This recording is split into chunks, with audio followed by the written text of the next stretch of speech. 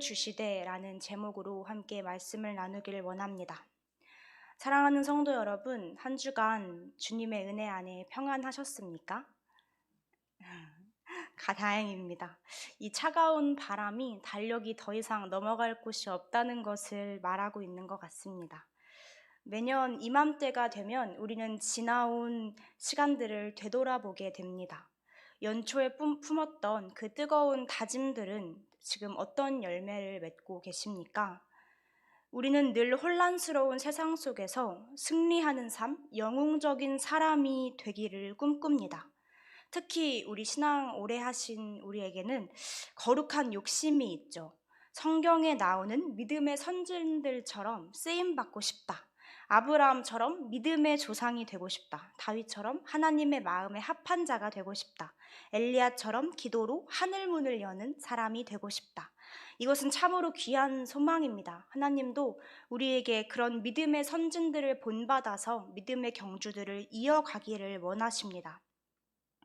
그런데 여러분, 오늘 본문인 열왕기상 15장과 16장을 읽다 보면 헷갈리기 시작합니다. 오늘 본문에는 여러 왕들이 등장하는데요. 복잡한 이 왕들의 역사를 읽어 내려가다 보면 우리가 기대하던 그 영웅의 모습은 찾아볼 수 없습니다. 죄로 얼룩진 실패와 죄인들의 모습만이 남아 있습니다. 오늘 저는 여러분과 함께 이 적나라한 이스라엘의 역사를 살펴보면서 우리가 꿈꾸는 믿음의 영웅들이 어떻게 만들어지는지, 또 그 비결이 무엇인지를 함께 발견하길 원합니다. 결론부터 말씀드리자면 그들이 위대해서 쓰임받은 것이 아니라 하나님이 그들을 붙드셨기에 위대해진 것입니다. 오늘은 열왕기상 15장과 16장을 통해서 지난 1년을 지켜주신 하나님의 그 손길을 발견하고 다가올 새해를 살아갈 수 있는 새 힘을 얻어가시길 소망합니다. 이 말씀의 깊이를 보기 위해서는요, 먼저 이 말씀이 언제 적혔는지를 알아봐야 합니다. 열왕기서는 이스라엘이 평안할 때 그땐 그랬지라면서 적힌 책이 아닙니다. 이 책의 1차 독자는 주전 6세기에 이 나라가 망하고 바벨론의 포로로 끌려간 이스라엘 백성들이 1차 독자였습니다. 상상해 보십시오. 하나님의 성전이었던 그 금이 가득했던 예루살렘 성전이 불타서 무너졌습니다. 당연히 다윗의 후손인 왕이 두 눈이 뽑힌 채 쇠사슬에 묶여 끌려갔습니다. 백성들은 이방 땅 바벨론에 앉아서 하나님께 따져 물었을 것입니다. 하나님, 도대체 왜 이렇게 되었습니까? 하나님께서 그 다윗의 왕위를 영원히 지켜주겠다고 하셨던 그 약속은 거짓말이셨습니까? 우리는 이제 버림받은 백성들입니까? 그 절망 속에서 그들은 조상들의 역사를 기록한 이 열왕기를 읽습니다. 그리고 오늘 본문인 이 15장에 와서 비로소 깨달았을 것입니다. 하나님이 약속을 어기신 게 아니라 우리는 진작 망했어도 망했을 나라였구나. 오늘 본문에 등장하는 남유다의 왕 아비암을 함께 봅시다. 1절에 보면 그는 르호보암의 아들로 왕이 됩니다. 그런데 그의 통치 기간은 고작 3년뿐입니다. 이 짧은 기간 동안 성경이 그에 대해서 기록한 그의 업적은 3절 말씀에 이렇게 나와 있습니다. 아비암이 그의 아버지가 이미 행한 모든 죄를 행하고, 그는 아버지 르호보암의 교만과 우상 숭배를 그대로 답습했습니다. 성경은 그의 마음을 두고 이렇게 말합니다. 그 조상 다윗의 마음과 같지 아니하여 그의 하나님 여호와 앞에 온전하지 못했다. 이렇게 냉정하게 평가합니다. 여러분, 세상의 이치인 인과응보대로라면 왕이 하나님을 버렸으니 하나님도 왕을 버리시는 게 공평하고 의로운 공의입니다. 북이스라엘처럼 쿠데타가 여러 번 일어나서 목이 잘리고 왕조가 여러 번 바뀌었어야 정상입니다. 바벨론의 포로가 된 이스라엘은 이 열왕기서의 책을 읽으며 탄식했을 것입니다. 우리 조상들은 처음부터 자격이 없었구나. 아비암 때 이미 끝났어야 할 나라를 하나님이 지금까지 참아주신 거였구나. 여러분, 이것은 오늘날 우리에게도 동일하게 다가옵니다. 사랑하는 여러분, 지난 한 주간 얼마나 치열하게 살아오셨습니까? 믿음 지키며 살려고 애쓰셨지만 세상의 거센 파도 앞에서 우리는 때로는 참 버거울 때가 많으셨을 줄 압니다.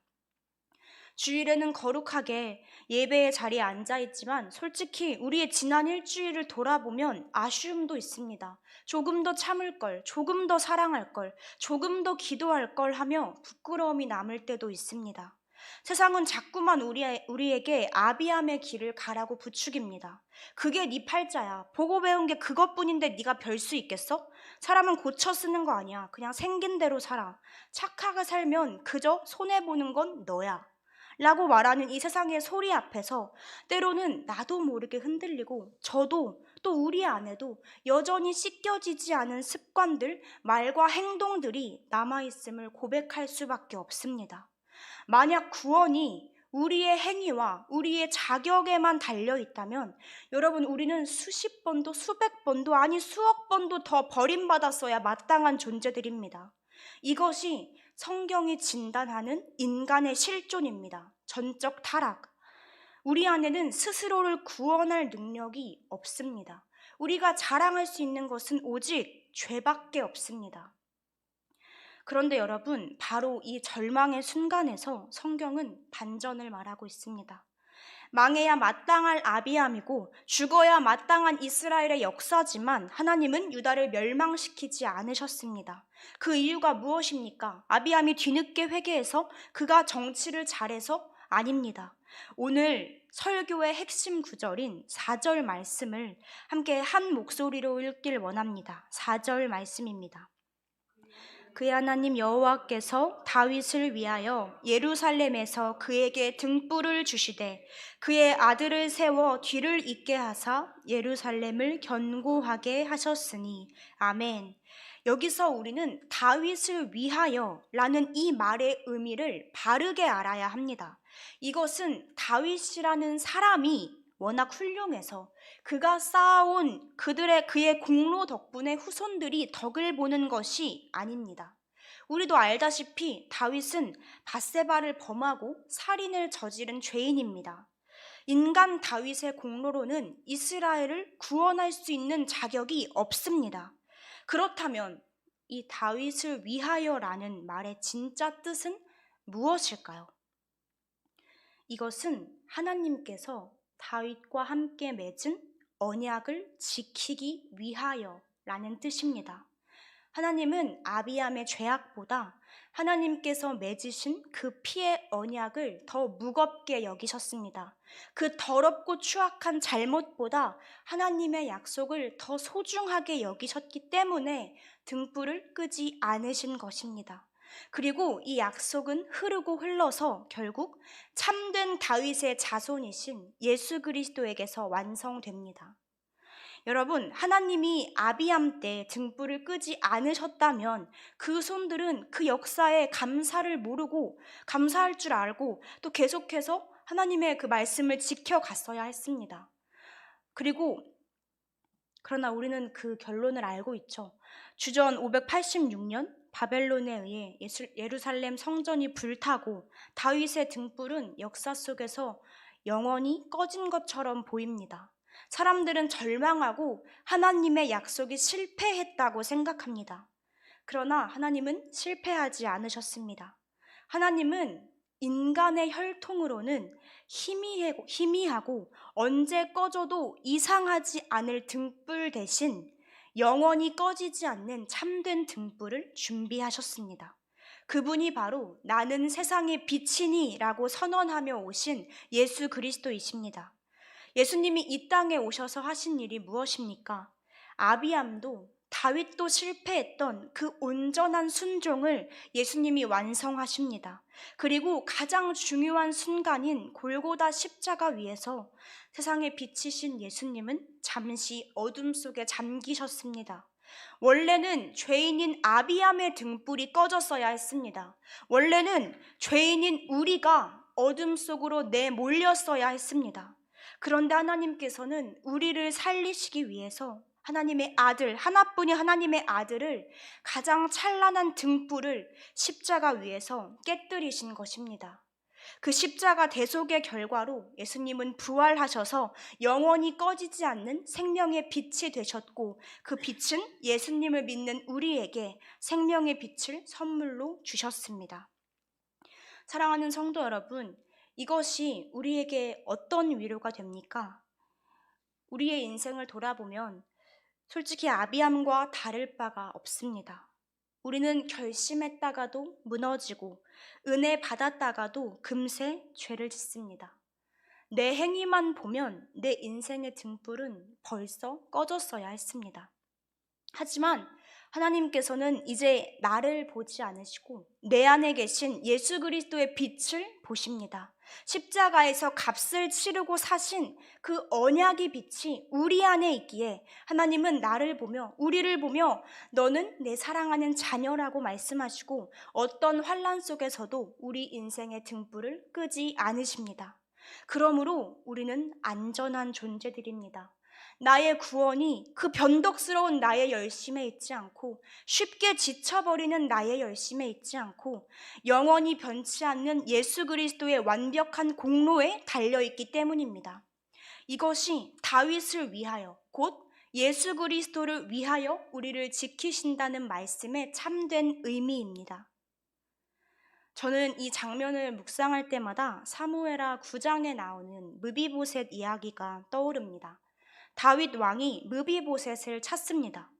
무비보셋은 여러분도 잘 아시다시피 두 다리를 저는 장애인이었고 몰락한 왕조의 후손으로 숨어 사는 사람이었습니다. 다윗 앞에 불려나간 무비보셋이 이렇게 묻습니다. 죽은 개와 같은 나를 왜 돌보십니까? 그때 다윗이 말하는 것이 무엇입니까? 무서워하지 말아라. 내가 반드시 너의 아버지 요나단으로 말미암아 너에게 은총을 베풀리라. 다윗은 무비보셋의 다리를 보지 않았습니다. 무비보셋의 능력을 보지 않았습니다. 오직 하나, 하나도 없는 죽은 개와 같은 죄인입니다. 그러나 하나님은 말씀하십니다. 아비야마, 너의 행위대로라면 너는 죽어 마땅하다. 그러나 내가 너의 종 다윗과 맺은 언약 때문에 너에게 은총을 베푼다. 내가 절대 그 등불을 꺼트리지 않겠다. 이 말씀을 읽은 바벨론 포로들이 얼마나 큰 위로를 받았을까요? 우리가 잘나서 여기까지 온 게 아니구나. 아비함 때부터 이미 망했어야 할 나라를 하나님께서 그 언약으로 붙들고 계셨던 거구나. 그렇다면 지금 우리가 비록 포로의 상황일지라도, 지금 우리가 눈으로 볼 때는 바벨론의 사람인 것처럼 보여도 하나님은 우리의 나라, 우리 이스라엘의 등불을 끄지 않으실 것이다. 우리에게는 아직 소망이 있다. 여러분, 이것이 우리가 한 해를 마무리하며 붙들어야 할 고백입니다. 내가 잘해서 지금까지 온 것이 아니라 자격 없는 나를 하나님께서 언약 때문에 지금 이 자리까지 붙들고 계셨구나. 이 은혜가 있었기에 우리는 오늘을 살 수 있고 내일을 꿈꾸며 소망할 수 있는 것입니다. 여러분, 한편 북이스라엘의 역사는 한마디로 아수라장입니다. 서로를 죽이고 쿠데타를 일으키고 7일 만에 왕위를 빼앗기는 왕도 있습니다. 특히 난세의 영웅처럼 등장한 오므리는요, 이 사마리아 산을 사서 거대한 신도시를 건축했습니다. 국방을 튼튼히 하고 경제를 부흥시켰다는 것이죠. 그러나 성경은 그의 인생을 16장 25절에서 이렇게 평가합니다. 오므리가 여호와 보시기에 악을 행하되 그 전에 모든 사람보다 더욱 악하게 행하여, 세상은 그를 영웅이라고 칭송할지 모르지만 하나님 보시기에 그는 최악의 죄인이었습니다. 여러분, 브레이크가 고장난 채 내리막길을 달려가고 있는 자동차를 생각해 보십시오. 겉으로 보기에는 빠르고 힘차 보입니다. 하지만 그것은 질주가 아니라 추락입니다. 오므리의 성공이 바로 이와 같습니다. 하나님의 언약 안에 거하지 않는 성공, 말씀의 통제를 받지 않은 번영은 축복이 아니라 심판입니다. 여기서 어떤 분들은 반문하실지 모릅니다. 그래도 남유다에는 아사와 같은 훌륭한 왕이 있지 않습니까? 아사는 어떤 왕이냐면요, 남색하는 자를 쫓아냅니다. 그리고 우상을 섬기는 태우를 폐위시킬 만큼 결단력도 있는 사람입니다. 하지만 우리가 놓치지 말아야 할 것은 아사조차도 자기 힘으로는 끝까지 온전할 수 없었습니다. 본문 14절은요, 그가 산당만큼은 없애지 않았다라고 기록합니다. 또한 이 역대하의 기록을 보면 아사는 말년에 북이스라엘이 쳐들어왔을 때 하나님 대신 아람 왕에게 뇌물을 바치고 발에 병이 났을 때도 하나님을 찾지 않습니다. 여러분, 이것이 무엇을 의미합니까? 아사가 젊은 날 그토록 훌륭한 개혁을 할 수 있었던 것은 아사 개인의 인격이 완벽해서가 아니라 하나님의 은혜가 그의 마음을 붙들고 있었기 때문입니다. 그가 하나님을 의지했을 때는 다윗 같은 왕이 되었겠지만 은혜의 손길을 잊었을 때는 그저 연약한 인간의 모습일 뿐입니다. 그러므로 사랑하는 성도 여러분, 우리가 아사처럼 살게 해 주시옵소서, 다윗처럼 살게 해 주시옵소서라고 할 때 그것은 내 힘으로는 완벽한 위인이 되겠습니다라는 뜻이 아닙니다. 주님, 아사를 붙드셨던 그 은혜로 나를 붙들어 주시옵소서. 다윗이 주님을 의지했던 것처럼 나도 내 힘을 빼고 주님만 의지하게 해 주시옵소서라는 겸손한 고백이 되어야 합니다. 이것이 우리 신앙생활, 이 성화의 핵심입니다. 신앙의 연륜이 쌓여간다는 것이 무엇입니까? 한 해 두 해 나이를 먹을수록 나는 이제 이만큼 거룩해졌어 라고 자신하는 것이 아닙니다. 불이 켜지고 빛이 들어왔을 때 비로소 내 안에 어디가 먼지가 있고 내 안에 어디에 쓰레기가 있고 내 안에 어디에 장애물이 있는지 빛이 들어와서 비로소 알게 됩니다. 신앙생활을 하면 할수록 오히려 주님, 내 안의 죄성이 얼마나 뿌리 깊은지 다시 한번 깨닫습니다. 그래서 저는 오늘 더 주님의 은혜가 필요합니다. 어제보다 오늘 더 예수님이 절실합니다. 이렇게 고백하며 은혜의 뿌리를 더 깊이 내리는 것입니다. 나무가 자랄수록 위로 뻗는 가지보다 땅속에 박혀있는 뿌리가 더 깊고 단단해져야 하듯이 우리의 성화는 이 예수 그리스도라는 언약의 땅 속에서 더 깊이 파고 들어가는 과정입니다. 우리는 계속해서 죄와 피 흘리기까지 싸워야 합니다. 하지만 여러분, 바로 아셔야 하는 것이 죄와 피 흘리기까지 싸우는 것이 그 싸움은 내가 승리자가 되기 위한 싸움이 아닙니다. 이미 승리하신 예수님을 붙들기 위한 싸움입니다. 내가 훌륭한 사람이 되는 것이 목표가 아니라 나는 죽고 내 안에 예수님이 드러나는 것이 목표입니다. 말씀을 맺겠습니다. 우리가 이 열왕기상 15장과 16장의 긴 역사의 터널을 지나며 깨닫는 것은 하나입니다. 스스로 빛을 낼 수 있는 인간은 없다. 화려해 보이는 왕들도, 믿음 좋아 보이는 그 믿음의 개혁가들도 하나님의 은혜가 없으면 금세 어둠 속으로 돌아가는 연약한 인간들일 뿐입니다. 그러나 하나님은 그 연약한 인간을 포기하지 않으십니다. 자격 없는 우리를 위하여, 다윗을 위하여, 하나님의 언약을 위하여 등불을 끄지 않으시는 신실하신 사랑을 보여주십니다.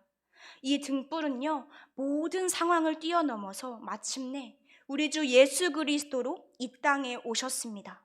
예수님은 아비암처럼 자격 없는 우리, 무비보셋처럼 다리를 절고 있는 우리를 왕의 자녀 삼아 주시기 위해 십자가에서 자신을 태워버리시고 영원히 꺼지지 않는 생명의 등불이 되어 주셨습니다. 이제 곧 12월이 지나고 우리는 새해를 맞이합니다. 혹시 올 한 해의 삶이 아비암처럼 부끄럽게 느껴지십니까? 또 계획했던 대로 살지 못해서 후회와 아쉬움이 남으십니까? 하지만 여러분, 낙심하지 맙시다. 우리의 행위는 부족했어도 우리를 향한 하나님의 언약은 그보다 훨씬 더 신실하게 지켜졌습니다. 하나님은 올 한 해도 우리의 인생의 등불을 꺼트리실 생각이 없으십니다. 우리가 이 연말에 해야 할 일은 자책하며 주저앉는 것이 아니라 나를 포기하지 않으신 그 은혜에 감사하며 다시 한번 그 예수 그리스도의 빛을 붙잡는 것입니다. 오늘 이 시간 나의 의로움을 내려놓고 오직 주님의 은혜만을 간구하며 그 은혜만을 의지하며 일어납시다. 주님, 나는 할 수 없지만 주님의 언약이 나를 붙드십니다. 믿음의 사람들을 붙드셨던 그 은혜로 오늘 나를 붙들어 주시옵소서. 이렇게 간구할 때 우리를 위해 그 켜두신 영원한 등불 되신 예수 그리스도의 빛이 우리의 삶과 우리의 가정과 그 우리의 기도 위에 영원히 불이 꺼지지 않고 충만하게 임하실 줄 믿습니다. 함께 기도하겠습니다. 하나님 아버지, 감사합니다.